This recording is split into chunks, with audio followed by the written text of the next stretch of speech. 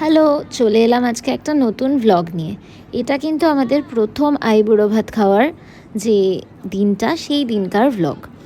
তো ফার্স্ট আইবুড়ো ভাত দিয়েছিল আমাদের এই দুজন বন্ধু, দেখতে পাচ্ছ। এরা হচ্ছে অর্গানাইজার, এই যে হোয়াইট জামা পরা আর ব্লু জামা পরা, ওরা দুজন ছিল অর্গানাইজার। আর আমরা চলে গেছিলাম ভূতের রাজা দিল বরে আইবুড়ো ভাতটা খেতে। ওরা ওখানেই অর্গানাইজ করেছিল। খুবই সুন্দর অ্যাম্বিয়েন্স, দেখতে পাচ্ছ। অন্য আরও আইবুড়ো ভাত চলছে ওখানে।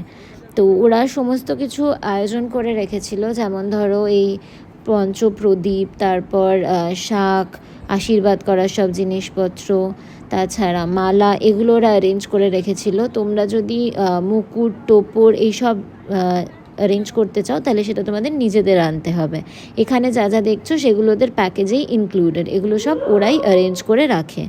আর আলাদা করে সিট বুক করার কোনো ব্যাপার ছিল না, ওখানে গিয়ে ইনস্ট্যান্ট বললেই হয়ে গেছিলো।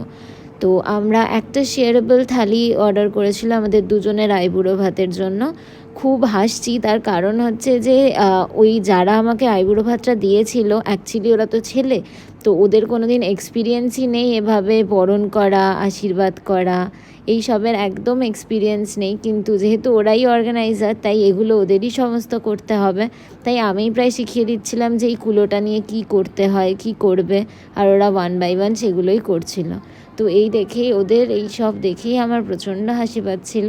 আর খুব স্পেশালও ফিল হচ্ছিলো, কারণ ফার্স্ট টাইমে আইবুড়ো ভাত, ফার্স্ট টাইম মালা ঠালা পরে, তো খুব স্পেশাল ছিল। আর বন্ধুদের সাথে, স্পেশালি ফানি বন্ধুরা একসাথে থাকলে যা হয় আর কি, বিশাল এনজয় করেছি দিনটা। প্রচণ্ড গরম ছিল বাইরে, এপ্রিল মাসে আইবুড়ো ভাত খাচ্ছি, তো প্রচণ্ড গরমের মধ্যেও ভিতরকার অ্যাম্বিয়েন্স এত ভালো ছিল, খাবার দাবার এত ভালো ছিল, আর ওরা এত সুন্দর গুছিয়ে সব কিছু আয়োজনও করেছিল যে প্রচণ্ড মজা হয়েছিল। এটা তো দেখছো তোমরা ওরা কী কী অ্যারেঞ্জমেন্টস করেছিল। হ্যাঁ, এই পায়েসটাও কিন্তু ছিল অ্যারেঞ্জমেন্টসের মধ্যে। এই দুই বন্ধু আমাদের আশীর্বাদ করে, এবার ওদের আশীর্বাদ নিয়েই আমাদের স্টার্ট হয়ে গেল আইবুড়ো ভাত। তারপর দেখতে পাবে যে থালিতে কী কী ছিল। খাবারগুলো কিন্তু প্রচণ্ড ভালো খেতে ছিল, আর ওদের ব্যবস্থাপনাও বেশ ভালো। তো তোমরা যদি বন্ধুদের আইবুড়ো ভাত আয়োজন করতে চাও তাহলে এখানেই করতে পারো। আর একটা থালি দুজন শেয়ার করা যায়, একটা আইবুড়ো ভাত থালি, বিশাল বড় আইবুড়ো ভাত থালি, তো দুজন শেয়ার করলে কোনো সমস্যাই হয় না।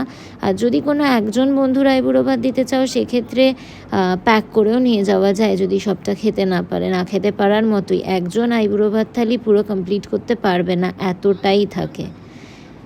তো দেখতে পাচ্ছ সেকেন্ড জন চলে এসছে আমাদের আইবুড়ো ভাতের আশীর্বাদ করতে। তো এই চলছে, বুঝতে পারছো ওদের কি অবস্থা, কিসের পরে কি করবে কিচ্ছু বুঝতে পারছে না। তো ছেলেগুলো শিখে গেল আর কি কীভাবে কী করতে হয়। শাক বাজিয়ে দেওয়ার জন্য একজন দিদি ছিলেন, উনি শাক বাজিয়ে দিচ্ছিলেন আমাদের। তো দেখছো, আর এই সব হাসাহাসি কথাবার্তা এগুলো আর ভিডিওতে রাখছি না, কারণ যা ফাজলামি হচ্ছিল আমাদের হাসি দেখেই বুঝতে পারছো। দিদিও হাসছিলেন যিনি এসেছিলেন। এবার কিন্তু খাবার চলে আসার পালা, আমরা আর ওয়েট করতে পারছি না। চলে এসছে আমাদের আইবুড়ো ভাত থালি। এবার বলি এই থালিতে কী কী ছিল।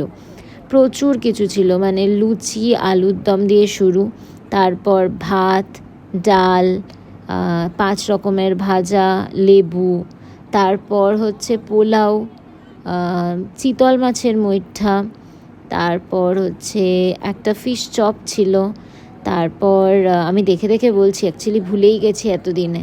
তারপর ছিল পোলাও তো দেখতেই পাচ্ছ, মটন কষা, মাছের মাথা, চাটনি, তারপর মিষ্টি,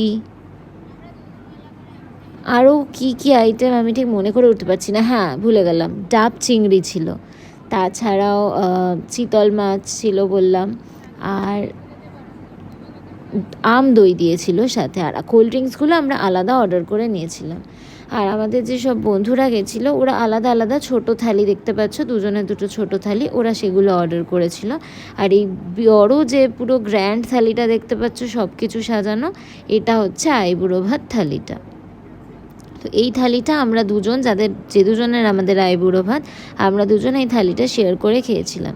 এখানকার মাছের ডিশগুলো কিন্তু সত্যি খুব টেস্টি, খুব মজা হয়েছে খেতে।